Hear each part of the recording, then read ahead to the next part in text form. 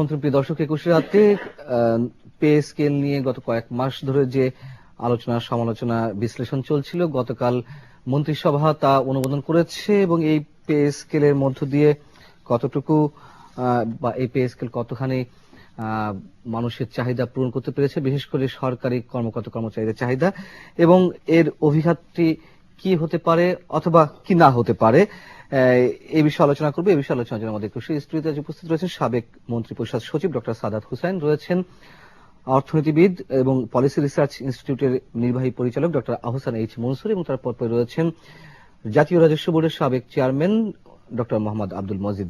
আমি আহসান এইচ মনসুর, প্রথমে আপনার মন্তব্য জানতে চাই যে মন্ত্রিসভা অনুমোদিত যে পে স্কেল, এটার সম্পর্কে আপনার মূল্যায়ন। প্রথমত এটা তো এক্সপেক্টেড ছিল, এটা আগেও হতে পারতো, হয়েছে, সেই হিসাবে কোনো নতুনত্ব তেমন কিছু নাই।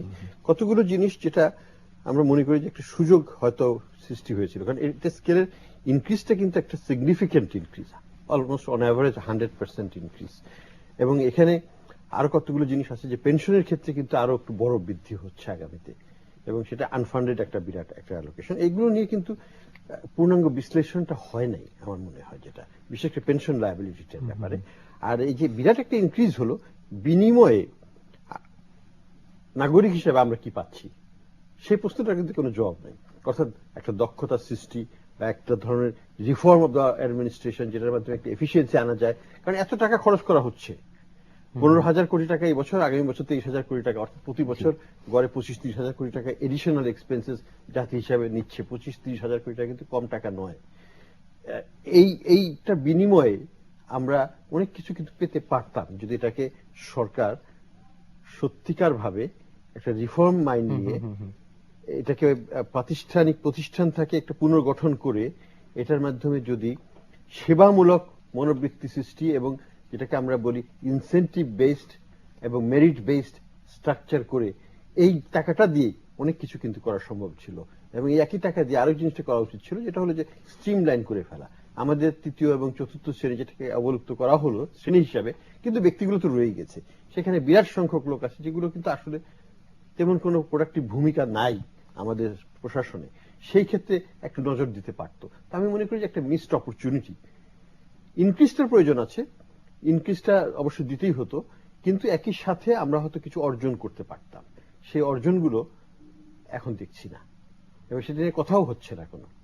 আপনি বলছেন যে এই পে স্কেলের প্রয়োজন ছিল এবং 5 বছর পরে নতুন পে স্কেল হলো, 6 বছর পরে। এর মেরিট ডিমেরিটটা কি? শুধুমাত্র সরকারি কর্মকর্তাদের বা কর্মচারীদের প্রয়োজন ছিল মূল্যস্ফীতির জন্য, বা যে বাজার অর্থনীতি যেভাবে বাড়ছে সেই চাহিদা মোতাবেক এটি প্রয়োজন ছিল, কিন্তু এর মেরিট ডিমেরিট কি কিছু আছে নাকি এটি স্বাভাবিক গতি? এটা যেভাবে সরকার করেছে সেটা একটা স্বাভাবিক গতি, বিজনেস অ্যাজ ইউজুয়াল একটা প্রসেসে করেছে। এখানে কোনো নতুনত্ব বা একটা প্রাতিষ্ঠানিক পরিবর্তন, গুণগত মান পরিবর্তন সেটা আনা সম্ভব ছিল, কারণ একটা বড় রকমের বাজেট ইনক্রিজ হচ্ছে, যেটার মাধ্যমে এখন কিন্তু একটা এন্ট্রি লেভেলে একটা অফিসার যখন ঢুকবে সে 40,000 টাকা বেতন পাবে, সেই উপজেলা নির্বাহী অফিসার হিসেবে গেলে বা অন্য থানা নির্বাহী হিসাবে গেলেও। তো এই যে বেতনটা কিন্তু কম নয়, এবং তাকে অন্যান্য সুযোগ সুবিধাগুলো দেওয়া হচ্ছে এবং বাড়িয়ে দেওয়া হচ্ছে। বিনিময়ে সরকার কিন্তু আর কিছু চাচ্ছে না তাদের কাছ থেকে।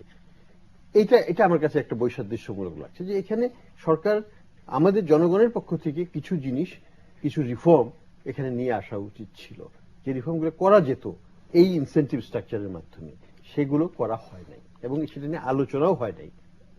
গণমাধ্যমে তো নয়, সরকারের মধ্যেও হয়েছে বলে এই জন্য আলোচক প্রবুদ্ধতে আপনাদেরকে ডাকা। ডক্টর সাদ হোসেন, যে কথাটি ডক্টর হোসেন মনসুর বলছিলেন যে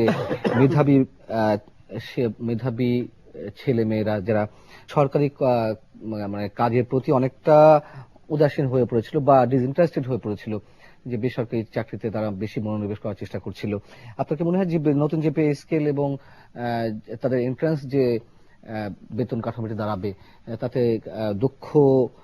দক্ষ না বলি মেধাবী শিক্ষার্থীরা এতে আগ্রহী হবে নতুন করে? সেটা বলা মুশকিল। কথা হলো বেতন বাড়লে লোক তো আগ্রহী হয়, কিন্তু আপনি মেধাবী ছাত্রদেরকে আকর্ষণ করতে গেলে বেতনের সাথে আরো অনেক কিছু লাগে। সেখানে বড়ই হচ্ছে তার প্রমোশন কাঠামো, তার ক্যারিয়ার প্রসপেক্ট, এগুলি খুব ইম্পর্ট্যান্ট। বেতন এখনো বাড়িও যেটা হয়েছে, এটা কিন্তু বাংলাদেশে প্রাইভেট সেক্টর বা বাংলাদেশের কর্পোরেট সেক্টরের সাথে এখনো তুলনীয় না। ব্যাপার হলো 1970 দশকে কিংবা 80 দশকে যেরকম প্রাইভেট সেক্টরের যে বেতন কাঠামো সেটা খুব বেশি ডিফারেন্ট ছিল না, কিন্তু 90 বা তারপরে এই একবিংশ শতাব্দীতে এসে এটা অনেক ডিফারেন্স হয়ে গেছে। এখন প্রাইভেট সেক্টরে ধরেন ভালো কর্পোরেট ইয়েতে সেখানে একটা ছেলে কততে ঢুকলো সেটা ইম্পর্ট্যান্ট অত নয়, ঢুকার সময় হয়তো 40,000 50,000 ঢুকে, কিন্তু 6-7 বছর যাওয়ার পরে, আমি কর্পোরেট সেক্টরে কিছুদিন ছিলাম, এখনো কাছাকাছি আছি, খুব দূরে হয়তো নয় কিন্তু সরাসরি নাই। আমি দেখেছি যে এখানে ধরেন 5-6 বছর হওয়ার পরে তার বেতন হয়ে যায় বর্তমান ইয়েতে 1 লক্ষ টাকা, মানে তার ইনকাম হয়ে যায় মান্থলি। আপনি সবকিছু মিলে রেমুনারেশন বেসরকারি খাতে, ব্যাংকে, মাল্টি ন্যাশনালস, এগুলিতে। আমাদের তো, আমরা তো পাই না, আপনারা এখানে পান না, কিন্তু আমি আপনাকে বলি, আপনাদেরই টিভি রাখিয়ে আমাদের অনেক জুনিয়র কলিগ ছিল, ওনাকে আমি জিজ্ঞেস করলাম, উনি কথা যে তো তুমি কি 1 লক্ষের উপরে পাও কিনা, বলে যে না স্যার অনেক বেশি পাই। কত? 3 লক্ষ টাকার মতো পায়। তো সে অনেক জুনিয়র। তো আপনাদের হলো কি কিছু লোককে উপরের দিকে খুব দেওয়া হয়, আর যেগুলি বললাম ফাইন্যান্সিয়াল অর্গানাইজেশনস এবং মাল্টিন্যাশনালস, তারা ধরেন ফাইন্যান্সিয়াল ব্যাংক ট্যাঙ্কে এমডিদেরকে মোটামুটি ভাবে এখন 5 থেকে 7 লক্ষ টাকা দেওয়া। সুতরাং ওইটা খুব একটা বড় কথা নয়। গভর্নমেন্টে আসে লোকজন, আগে ক্ষমতা তার কিরকম আছে, তার ইন্ডিপেন্ডেন্টলি কাজ করার ইয়ে কি আছে, প্রমোশন প্রসপেক্ট কি, কোথায় কাজ করতে হয়, এগুলি ইম্পর্ট্যান্ট। যেমন অনেকে গভর্নমেন্টের ইয়েতে আসতেছে না, বলে আমি এখন তো ইউএনও হিসাবে উপজেলাতে থাকতে হবে, উপজেলাতে থাকবে না সে, ঢাকায় যদি হয় অথবা যদি মেজর কোন শহরে হয় সেই পর্যন্ত থাকবে। এখন কিন্তু মানুষের চাহিদা, মানুষের চিন্তাধারা চেঞ্জ হয়ে গেছে। তো সুতরাং বেতন বাড়লে স্বাভাবিকভাবে অর্থনীতির ইয়েতে আমরা নীতির আলোকে বলতে পারি যে কিছু ইনসেন্টিভ তো হবে, কিছু ভালো ছেলে আসবে, কিন্তু মেজর কোন ড্রাস্টিক আপনি মানে সেরকম আর্থ শেকিং কিছু হবে না। ডক্টর আব্দুল মজিদ, অনেকে বলছে যে সর্বনিম্ন পর্যায়ে 8,500 টাকা যে বেতন, ন্যূনতম বেতন স্কেল নির্ধারণ করা হচ্ছে, এটাই সব মিলিয়ে হয়তো বেতনটি দাঁড়াবে তার 12 থেকে 14,000 টাকা। এটি হয়তো ঠিক আছে। আবার অনেকে বলছেন, আপনাদের ভিতরে কেউ কেউ বলছেন যারা অর্থনীতি বিশ্লেষণ করছেন বা করেন, এই টাকা যদি মফস্বলে বা জেলা শহরে হয়তো ঠিক আছে, কিন্তু ঢাকায় যারা রয়েছেন বা একজন পিয়নের যে চাকরি যিনি করেন, তার 2 সন্তান নিয়ে এই ঢাকা শহর রাজধানীর বুকে লাইফ লিড করা খুবই ডিফিকাল্ট। 2 ধরনের মন্তব্য রয়েছে, আপনি কোন পক্ষে? আমি উভয় পক্ষেই। কথাটা হচ্ছে এই যে বেতনের স্ট্রাকচারটা আমি একটু গোড়ার থেকে অন্যভাবে বলি। আমাদের দেশে পে স্কেলটা আসে মূলত এবারও ইন অ্যান এভারেজ 6 বছরের মাথায় এসছে। একটাই হিসাবে দেখা গেছে অ্যাকচুয়ালি যে স্কেলটা এখন দেওয়া হচ্ছে এর এই ভিত্তি ধরে এর বেনিফিটটা থাকে মিনিমাম 3 বছর। তারপরে যে ইনফ্লেশন হতে থাকে সেই ইনফ্লেশনে অলরেডি সে কিন্তু একটা হার্ডশিপে চলে যায় পরের 3 বছর। অর্থাৎ এখন যে বেতনটা বাড়ছে এটা কিন্তু অতীতে 3 বছরেরই ক্ষতিপূরণ হচ্ছে, আর সামনে একটু দিন কয়েক একটু ভালো যাবে। আপনি যে মিনিমাম যে ওয়েজটা যেটা কথা বললেন, জীবনযাত্রার মান এবং অন্যান্য কিছু, কেননা একজন নিম্ন আয়ের মানুষ বা পিয়ন সেও বাজারে গেলে তারও কাছে ইলিশ মাছের যে দাম আমার কাছেও সেই দাম বা সকলের কাছে সেই দাম। সুতরাং একই অর্থনীতিতে থেকে একটা মিনিমাম ন্যূনতম যেটা হওয়া উচিত সেই বিচারে এটা। আরেকটা পয়েন্ট হচ্ছে, আপনি বলছেন যে শুধুমাত্র বোধহয় সরকারি কর্মকর্তাদের বা কর্মচারীদের স্কেলটা দেওয়া হয়েছে, আসলে কিন্তু তা না। ঠিক প্রায় সমসংখ্যক বেসরকারি শিক্ষক, এমপিওভুক্ত শিক্ষক তারাও কিন্তু এর ভিতরে এসছেন। আমাদের পে স্কেলের একটা বড় সমস্যা হচ্ছে যে যদি আমরা পরোটাটা কাউকে কিছু দিতে চাই তাহলে অনেককেই দিতে হয় বলে এর ইমপ্লিমেন্টেশনটা বেশি এসে যায়। যেমন এছাড়াও অনেক ডিপার্টমেন্ট, যেমন আমি বলি বাংলাদেশ ডায়াবেটিক সমিতির বারডেম হাসপাতাল, তার চুক্তির ভিতরে লেখাই আছে যে সরকারের যখন হবে তখন তুমিও পাবে।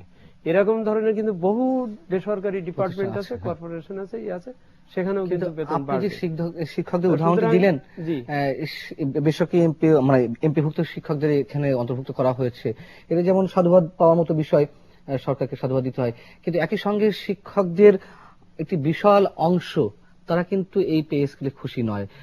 তারা আন্দোলন করছেন, তারা রীতিমতো রাজপথে রয়েছেন, তাদের কারো কারো টাইম স্কেল সিলেকশন গ্রেড যাদের দেওয়ার কথা ছিল 8 বছর ওভার হয়ে গেছে, তাদের যেটি পাওয়ার কথা ছিল তারা সেটি থেকে বঞ্চিত হয়েছেন।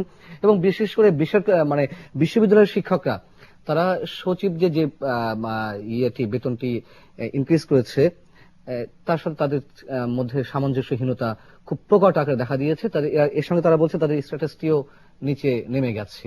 এগুলো case to case basis, case to case basis, একটা হচ্ছে কেস টু কেস বেসিস, কিন্তু শিক্ষকদের মতো একটি গোত্র বলবো না, আমি কি বলবো এটাকে, মানে সম্প্রদায় না, পেশা মানুষরা যদি এখান থেকে বঞ্চিত হন সেটি নিশ্চয়ই কেস টু কেস আমরা হিসাব করবো না। আমরা শিক্ষক বা কাউকে বা কোনো একটা পক্ষকে বঞ্চিত করার মতন পরিবেশ সৃষ্টি হওয়ার এটা পক্ষপাতী বা ওই ধরনের সিস্টেম না আর কি। আমি যে কথাটা বলতে চাচ্ছিলাম যে আমাদের টোটাল 11 লাখ বা 12 লাখ যে সরকারি কর্মকর্তা, যে পে স্কেলটা শুধু কিন্তু তাদের উপরে হচ্ছে না, এটা আসলে প্রায় ডবল হয়ে যাচ্ছে এবং অন্যদের দিচ্ছে। এর সাথেই যেটা উনি বলছিলেন এবং ডক্টর মনসুর বলছিলেন, আপনিও বলছিলেন, আমার কোয়ালিটি ইমপ্রুভমেন্ট প্রয়োজন। ওই যে শিক্ষকদের বলছি, বেসরকারি শিক্ষক বা যাদের হচ্ছে তাদের বেতন আগে এক সময় তো স্যার 70% ছিল, তারপরে 80%, এখন 100% দেওয়া হচ্ছে। হ্যাঁ, ওদের প্রয়োজন অনুযায়ী দিতে হবে, এটা কেউ করছে না, কিন্তু সাথে সাথে এই জবাবদিহিতাটা, যে শিক্ষার মান, দায়িত্ববোধ বা যেগুলো, সেগুলো সাথে সাথে আমি ফলো আপ করছি কিনা, করা হচ্ছে কিনা, এটার সাথে সেটা মিল রেখে, তাহলে ভ্যালু ফর মানি অডিট আমরা যেটা বলি, যেটা অর্থ ব্যয় নিশ্চয়তা না হলে তারপরে তো দক্ষতার বিষয়টি আসবে। সেটা বোধহয় বাংলাদেশের সম্ভব না। আমি এই ষষ্ঠ পে স্কেলের যে ফাইনাল মানে ইমপ্লিমেন্টেশনের জন্য যে কমিটি ও সচিব পর্যায়ে আমি এটার চেয়ারম্যান ছিলাম, ক্যাবিনেট সেক্রেটারি, এবং এটা আমার খেয়াল আছে আমরা এই ঠিক মজিদ এখন যে কথা বলছে এই জাতীয় কথা বলছিলাম যে যারা এমপিওভুক্ত তাদেরকে আমরা দেব, কিন্তু কোয়ালিটি ইনশিওর করতে হবে, আমরা এর সাথে এটা সরাসরি রাখবো না। যখন এটা আমার খেয়াল আছে একেবারে ক্যাবিনেটে যেদিন উঠবে সবকিছু ঠিক, এজেন্ডা মাত্র একটা, কারণ পে কমিশনের যখন থাকে এজেন্ডা একটাই থাকে, তো আমরা তো এজেন্ডা নিয়ে আলাপ করতে গেছি, তো এটা 5-10 মিনিট আগে বা ধরেন আধা ঘন্টা আগে বলা হলো যে না, এটা উঠবে না, 5-10 মিনিট আগে এটা উঠবে না, কারণ ওই যে কোয়ালিটি করে যে এমপিওভুক্ত টিচারদেরকে একটু পরে দেওয়া হবে, মানে আমরা বলছি দেওয়া হবে, কিন্তু তাদের ক্ষেত্রে এই ক্রাইটেরিয়া থাকতে হবে যে তাদের পারফরমেন্সটা ভালো হতে হবে, স্কুলের অন্তত পারফরমেন্সটা ভালো হতে হবে। তো এইটা করা হবে, সবাই মানদণ্ড কি, সবাই মেনে নিয়েছিল সবাই, কিন্তু দেখা গেল আধা ঘন্টা আগে সবাই উল্টে গেল, এরা এদিকে থ্রেট করলো, এরা বললো যে আমরা রাস্তায় বেরোবো, করলো। তো আমাদেরকে, আমার খেয়াল আছে বড় মজার হয়েছিল, সেদিন বলা হলো যে আজকে আর এটা আলোচনা হবে না। শেষে নিজের বুদ্ধি করে, আর তো কিছু থাকে না, একটা যদি একমাত্র আলোচনা চলে গেলে তখন এটা ক্যাবিনেট সেক্রেটারির উপরে পড়ে যে উনি এটা কোনো একটা এজেন্ডা করে হি উইল প্রেজেন্ট। তা আমার খেয়াল আছে আমি বোধহয় অন্য একটা এজেন্ডা ছিল আগে চিন্তা করা, সেটার উপরে আলাপ আলোচনা হলো, মিটিং শেষ হলো। বাংলাদেশে এইসব বলে টলে লাভ নাই, যে বলে লাভ নাই, না বলেও উপায় নাই, বলবেন টেলিভিশন পর্যন্তই বলবেন, কিন্তু আপনাকে রাস্তাতে যার হইচই করার ক্ষমতা আছে এবং ভিতরে গভর্নমেন্টের ভিতরে মোটামুটি যে ইনফ্লুয়েন্সিয়াল গ্রুপ আছে তাদের উপরে যাদের ইনফ্লুয়েন্স আছে তারা এটা আমি একটু রিলেভেন্ট প্রশ্ন করি ডক্টর সাদ হোসেন, আপনারা বলছেন যে শিক্ষকদের ক্ষেত্রে তাদের পারফরমেন্স আগে, মানে এমপিওভুক্ত শিক্ষক, আপনি আবার শিক্ষকের মধ্যে তো বিভিন্ন, আপনি উপরের দিকে যান না। কিন্তু আমি যদি সাধারণ শিক্ষকদের কথা ধরি, এমপিভুক্ত ওটা আমি আলাদা করে, এমনি স্কুল কলেজের শিক্ষকেরা রয়েছেন, সরকার বিশেষ করে সরকারি পদের শিক্ষকেরা এবং বেসরকারি না, বিশ্ববিদ্যালয়ের শিক্ষকেরা যারা রয়েছেন। না বিষয় আপনি এখানে ভুল করেন। আমি যে জন্য বারবার খেয়াল আপনি এমপিওভুক্ত শিক্ষক পর্যন্ত উপরের দিকে যাবেন না, উপরে আবার ভিন্ন অন্য ইস্যু আছে। It's a different world all together. আপনি ওইখানে কি ইউনিভার্সিটি পারফরমেন্স আরো ভালো করার কোনো ব্যবসা আছে কিনা, নাকি শুধু এমপিভুক্ত শিক্ষকদের কথা বলছেন? আমি এমপিওভুক্ত MPO ভুক্ত। শিক্ষকদের উপরের দিকে আপনি যেতে পারবেন না, দ্যাটস এ ডিফারেন্ট ওয়ার্ল্ড। সেখানে হোল পলিটিক্যাল ইকোনমি যে সেটা আলাদা। সেখানে আপনি যদি এখন ইউনিভার্সিটি টিচার আর প্রাইমারি স্কুলের টিচার এদের এক শক্তি এক ইয়ে নয়, দুইজন দুই জগতের লোক। তো আমি বলছি এমপিওভুক্ত সবাই তো মানুষ গড়া কারিগর। এগুলি তো কথার কথা, আপনারা সবাই মানুষ গড়ার কারিগর, সবাইকে একই বেতন দেন। প্রাইমারি স্কুলের টিচার আর ইউনিভার্সিটি টিচার তো বেতন এক হবে না। এগুলি আপনারা এগুলি স্লোগান হিসাবে এক জিনিস বলা হয়, যেমন আপনি হয়তো আবার বলবেন যে উপরের কর্মকর্তা নিচের কর্মকর্তার এই যে বেতন ডিফারেন্স হয়, এগুলি তো হলো। তবে এটা তো সত্যি কথা, আমি জানি না, আমার চেয়ে আপনি অনেক ভালো বলতে পারবেন, যেহেতু আপনি শিক্ষা সচিবের দায়িত্ব পালন করেছেন এবং নিশ্চয়ই অন্যান্য দেশের অভিজ্ঞতা আপনার রয়েছে। আসলেই তো এখানে মানে ব্যাপক সংস্কারের প্রয়োজন রয়েছে। বিশ্ববিদ্যালয়ের শিক্ষকদের বেতন আমি যতদূর জানি তাদের চেয়ে প্রাইমারি টিচারদের বেতন বাইরের কান্ট্রি গুলো কোনো টিচার বেশি, যেহেতু তাদেরকে ওখানে মনোনিবেশ বেশি দিতে হয়, বাচ্চাদেরকে যেভাবে বিল্ড আপ করতে হয়, তাদেরকে পরিশ্রম বেশি দিতে হয়, বেতনটি বোধহয় উপর লেভেলের শিক্ষকদের চেয়ে নিচে লেভেলের শিক্ষকদের বেশি। এগুলি কিছু মনে করেন না, এগুলি আপনি খুব জটিল বিষয় এই আলোচনায় নিয়ে আসছেন।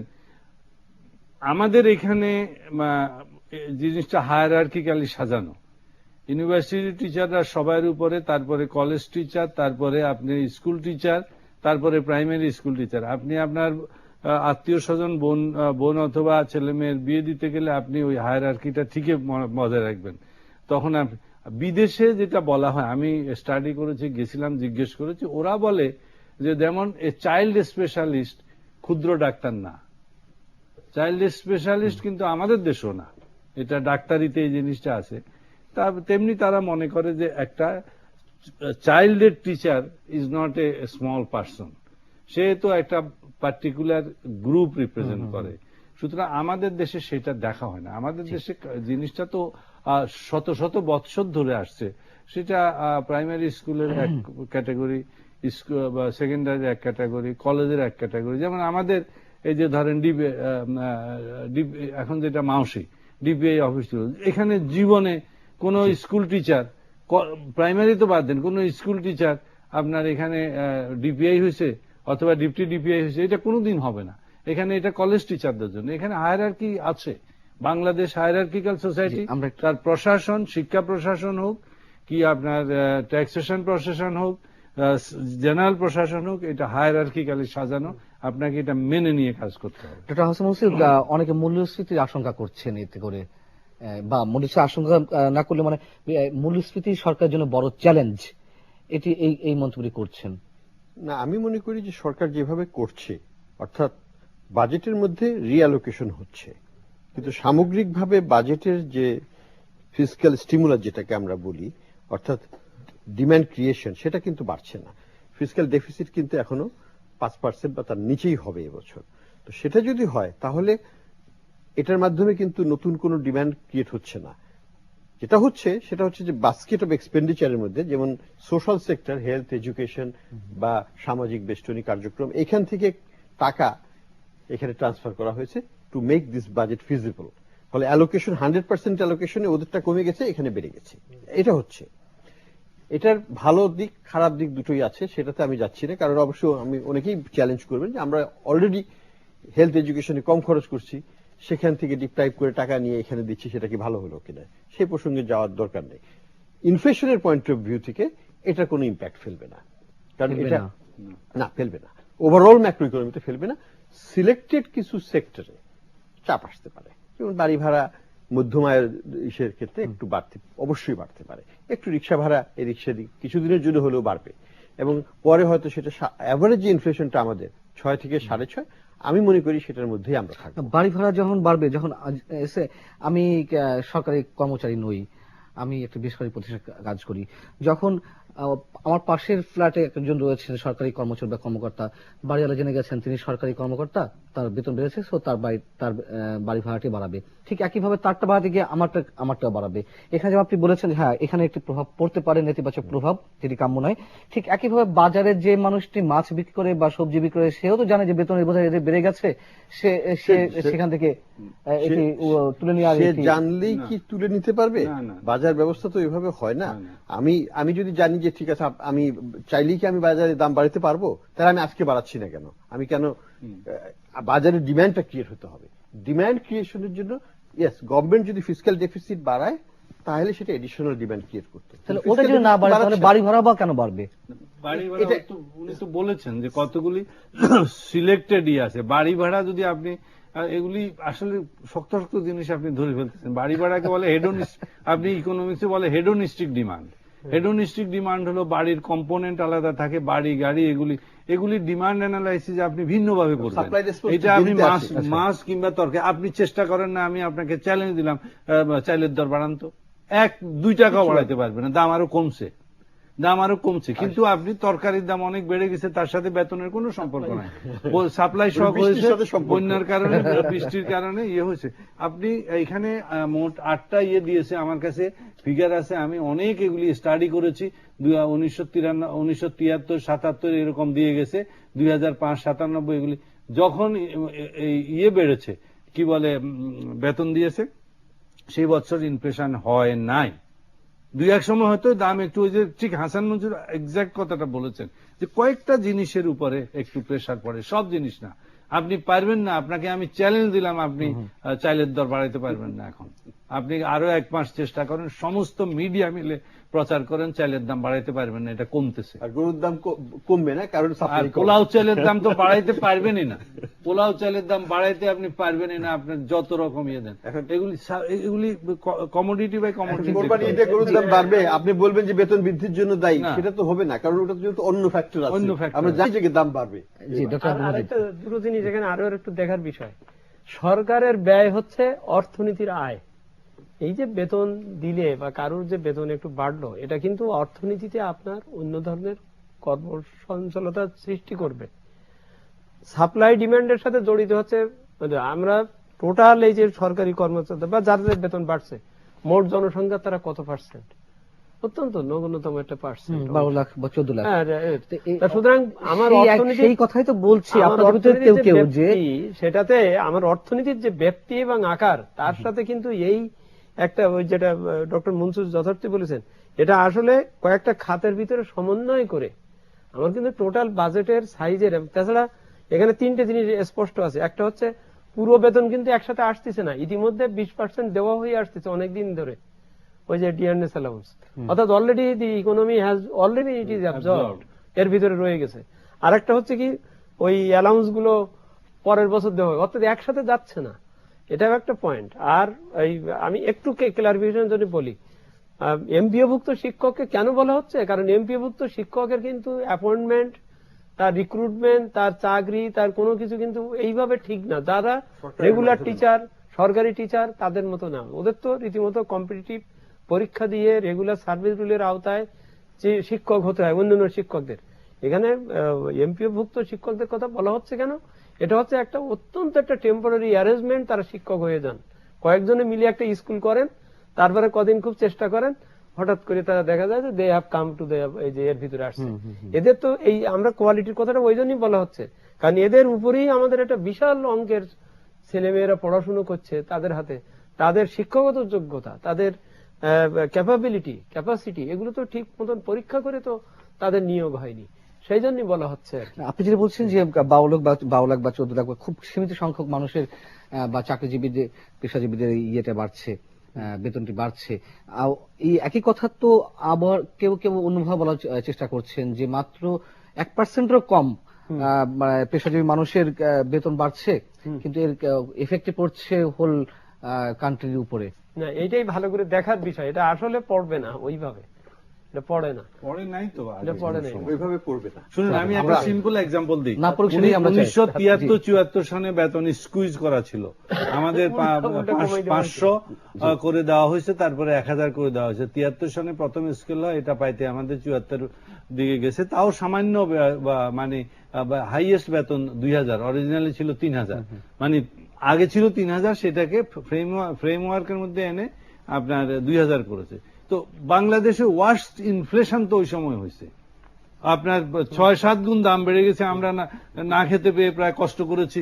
তো আপনি সেটা তো হলো বেতন না বাড়ার পরও ইনফ্লেশন হয়েছে, অথচ সবচেয়ে বেশি এই যে বেতন বেড়েছে আমাদের দেখা যাচ্ছে 2009 সনের দিকে, এই গভর্নমেন্টটা আসার পরে যেটা দিয়েছে, অর্থাৎ সপ্তম স্কেলে ডাবল হয়েছে বেতন। কিন্তু কিছু তিনটা মাত্র 3টা ইয়েতে ডাবল হয়েছে, বাকি 5টাতে 1.5 গুণ হয়েছে। তো এখানে যে 2009 সনে যে ডাবল করলো বেতন, তাতে তো কোনো ইনফ্লেশন হয়েছে বলে আমরা কোনো টের পাই নাই।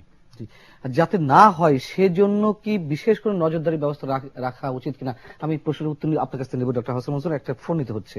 হ্যালো, আসসালামু আলাইকুম। জি ওয়ালাইকুম আসসালাম। আমার নাম তানভীর সিদ্দিকী, আমি শান্তিনগর থেকে বলছিলাম। জি, প্রথমত আমি সরকারি চাকরি করি না বা কখনো করিনি, এবং প্রাইভেট চাকরিও আমি করি না, আমি সেলফ এমপ্লয়েড, আর আমি ইকোনমিক্স এর ছাত্রও না। তো আজকে সন্ধ্যায় আমি যে রিক্সায় চড়ি, যেহেতু আমার অন্য কোনো বিকল্প বাহন নাই, রিক্সাওয়ালা দাবি করলেন যে সরকার তো বেতন বাড়ায় দিছে, একটু ভাড়াটা একটু বাড়ায় দেন। এটা হচ্ছে 1 নাম্বার। আপনার 15 টাকায় যে রিক্সা ভাড়ায় আমি যেতাম 2 বছর আগে, সেই ভাড়াটা এখন আমাকে দিতে হয় 50 টাকা। আপনার বাড়ি ভাড়া কথা আপনারা আলাপ করছেন, যে বাড়িটা খুলনা বা দিনাজপুর বা রাজশাহীতে 10,000 টাকায় পাওয়া যায়, সেটা ঢাকায় তার ভাড়া 40,000 টাকা। আপনার গরুর মাংস 10 বছর আগে ছিল 80 টাকা। এগুলো তো অন্য বিষয়, ইনফ্লেশন তো অন্য জায়গায়, কিন্তু বেতন বাড়ার সঙ্গে আপনি কোনো তফাৎ দেখতে পাচ্ছেন না, শুধু এই রিক্সার বিষয়টি বলেছেন, অন্য কোনো বিষয়? এই রেটটা যে ডিফার করে, এই যে রিক্সাওয়ালা যে আজকে আমার কাছ থেকে অতিরিক্ত ভাড়া দাবি করলেন, আমার তো বেতন বাড়েনি। অনেক ধন্যবাদ, সেই বিষয়টি আমরা আলোচনা করার চেষ্টা করছি। অনেক ধন্যবাদ তানভীর সিদ্দিকী আপনাকে, ডক্টর হাসান মনসুর। এই বিষয়ে যদি একটু বলেন, এবং পরে প্রশ্ন, আমার আগে যে প্রশ্ন ছিল প্রশ্নটা একটু আবার বলেন আপনার। আমার প্রশ্ন আমি নিজেই ভুলে গেলাম মধ্যে যে প্রশ্ন কি করেছিলাম। জি, তার আগে দর্শকের প্রশ্নের প্রশ্নের জবাবে আমি যে সংখ্যাটা করেছিলাম, যে হ্যাঁ, আমার মনে পড়ছে যে প্রশ্নটি হচ্ছে যে নজরদারি, বিশেষ নজরদারি রাখার ব্যবস্থা রাখা উচিত কিনা। রিক্সাওয়ালারা তারা স্বাভাবিকভাবে একটা আবদার করবে, একটা ডিমান্ডও করবে। এখানে একটা জিনিস রেডিওতে শুনেছে, এখানে তারা শুনেছে, তারা মনে করবে যে আই উইল গেট হবে, এবং কিছু কিছু লোক ডিমান্ড তো বাড়বে, রিক্সার ডিমান্ড বাড়বে। যে লোকটা, যে পিয়নটা হয়তো একটু হেঁটে যেত, সে ভাবছে আমার বেতন তো ডবল হিসাবে রিক্সায় যাবো, একটা নেট ডিমান্ড ক্রিয়েট হবে ফর রিক্সা। এবং এই ডিমান্ডের জন্য কিন্তু এখানে তাদের একটা অপরচুনিটি আসবে to ask for higher salary, higher মানে ফেয়ার। সেটা কিন্তু জেনারেলাইজ করা যাবে না। 3 মাস পরে দেখা যাবে মোড়লগঞ্জ থেকে, ভেদরগঞ্জ থেকে রিক্সাওয়ালা এসে ওই সাপ্লাইটাকে আবার ওটাকে ডিমিনিশ করে দিবে। জেনারেল ইনফ্লেশন কিন্তু থাকবে, সাপ্লাই রেসপন্সের যে সময়টুকু গ্যাপটা, ওই সময় একটু বাড়বে, তারপরে আবার রিক্সা পুলারের সংখ্যা আবার বেড়ে যাবে ঢাকা শহরে কিছুটা, এবং এটাকে রিব্যালেন্স করে ফেলবে। এটা নিয়ে অত চিন্তিত হওয়ার কারণ নাই।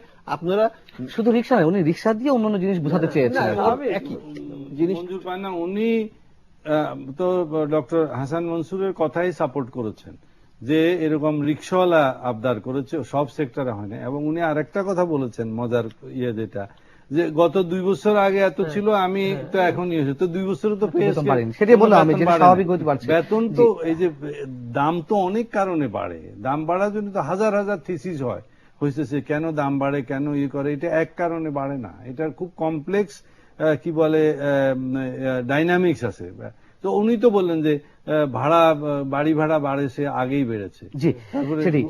ডক্টর হাসান মুস্তাফা, আপনার কাছে প্রশ্ন ছিল যে বাজার ব্যবস্থা তদারকের জন্য এই যে মানে ইলিগাল বেনিফিটটা কেউ না নিতে পারে, সেজন্য কোনো বিশেষ নজরদারি রাখা। দেখুন, আমি সবসময় মনে করি যে নজরদারিতে কোনো লাভ হয় না, এবং এটা একটা ব্যর্থ প্রচেষ্টা। আপনি প্রত্যেকটা বাড়িওয়ালার পেছনে যে বলবেন যে আপনি ভাড়া বাড়াতে পারবেন না, বা নেগোসিয়েশনে আপনি বসে থাকবেন নাকি সরকার পার্টি হিসাবে?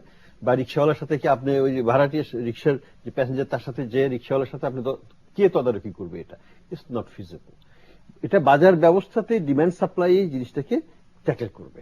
আপনার টেম্পোরারি যদি কিছু বাড়ি ভাড়া বাড়েও, এটা কিন্তু নট এ ব্যাড থিং, কারণ এটা সাপ্লাই রেসপন্স ক্রিয়েট করে। আমাদের দেশে এখনই আপনি চিন্তা করেন, আপনি যদি একটা বাড়ি কিনেন এবং একটা বাড়িতে ভাড়া নেন, ভাড়া যে নেয় সে কিন্তু বেনিফিশিয়াল। আমি নিজে মনে করি যে ভাড়া নেওয়াটা বেনিফিশিয়াল, কারণ কিনতে গেলে আমাকে যে পয়সা দিতে হচ্ছে তা অনেক বেশি।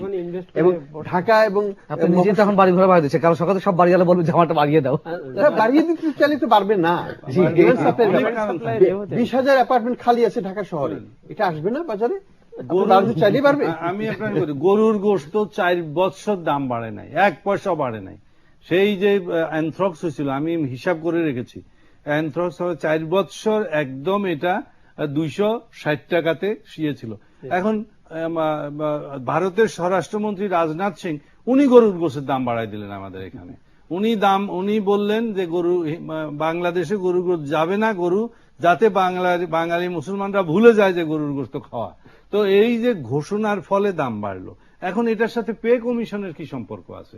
অযথা পে কমিশনকে দুশ্চিন কেন? এখানে তো নানান রকম কারণ থাকে। It's highly international political one of the part কিনা সেই বিষয়টি আমরা আলোচনা করছি। মাল্টিপল ফ্যাক্টরের মধ্যে ছোট্ট একটা ফ্যাক্টর, সেই ফ্যাক্টর নিয়ে আমরা আলোচনা করছি। আপনি ওদের কথা শেষ করেন। কথাটা আমি যেটা বলতে চাচ্ছি, বাজার ব্যবস্থার মধ্যে ওইভাবে নজরদারি করে কোনো লাভ হয় না। Ultimately these are micro decisions individual two individually হবে, রিক্সাওয়ালার সাথে তার প্যাসেঞ্জারের হবে, বাড়িওয়ালার সাথে তার ভাড়াটিয়ার হবে। এখানে সরকার খুব একটা কিছু করতে পারে না। অনেক দেশে আইন আছে, কোনো বাস্তবায়ন হয় না। আর বিশেষ করে আইন করলে আরো ক্ষতি হয়। কারণ কি হয়, মাঝখান থেকে যেটা হয়, সাপ্লাইটা কমে যায়। আপনি কলকাতায় যান, কলকাতায় ওই যে রেন্ট কন্ট্রোল আইন আছে, যারা 1947 সালে ঢুকেছে তারা এখনো সেই বাড়ি থেকে বের হয়নি। ওই বাড়ির মেইনটেনেন্স নাই, ওই বাড়ি ভেঙে চুরে যাচ্ছে। বাড়িওয়ালা চাচ্ছে ভাড়াটিয়া কবে উঠবে, ভাড়াটিয়া নিজের মতো করে বাড়িটাকে আবার সাজিয়ে দিচ্ছে, কারণ সেই বাড়ি ছাড়বে না। ওই রেন্ট 1947 সালের রেন্ট ওই 2% 1% করে বাড়িয়ে সেই ওখানে থেকে যাবে সারা জীবন। এইভাবে তো সাপ্লাই রেসপন্স হয় না। বাংলাদেশে ঢাকাতে বাড়ি এখনো পাওয়া যায় এই কারণেই যে ভাড়ার ব্যাপারে সরকার এখনো ওই ধরনের কোন রেন্ট কন্ট্রোল ওই ধরনের কিছু করে নাই। এটা যে থেকে বাজার ব্যবস্থাতে রাখা ভালো, তাহলে সাপ্লাই রেসপন্সটা আপনারা পাবেন। তা না হলে কিন্তু আমরা একটা ইন্ডাস্ট্রিকে ধ্বংস করে দিতে পারবো খুব সহজেই।